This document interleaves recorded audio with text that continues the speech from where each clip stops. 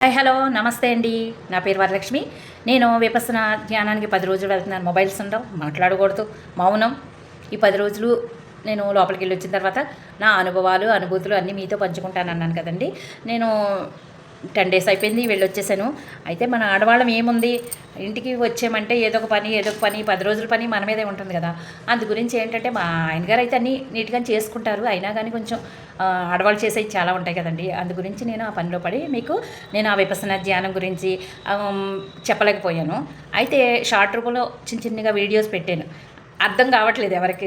ఆ వీడియోస్ పెట్టాను కానీ అర్థం కావట్లేదు. మా ఆయన గారు అయితే బాత్రూములు కూడా చూపిస్తావా అలాగా ఇలాగా అని అన్నారు. కానీ నేను ప్రతిదీ ఆ లోపల ఎలా ఉంటుంది ఏంటి ఆ అనుభూతి ప్రతి ఒక్కరితోటి షేర్ చేసుకోవాలని నేను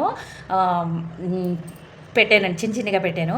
ఇప్పుడైతే నేను ఏ అయితే చిన్నగా వీడియోస్ తీసానో అవన్నీ కూడా మీకు నేను వాయిస్ ఓవర్ ఇచ్చి మీకు నేను చూపిస్తాను. నా వీడియో చూసిన తర్వాత అప్పుడు లోపల టైమింగ్స్ ఏంటి, లోపల ఎలా ఉంటుంది, ఆ 10 రోజులు మనం ఏమేం చేయాలి అనేది నేను మళ్ళీ మీతో చెప్తాను. ఈ లోపు మీరు ఆ లోపలదంతా కూడా ఒకసారి చూసేద్దాం రండి.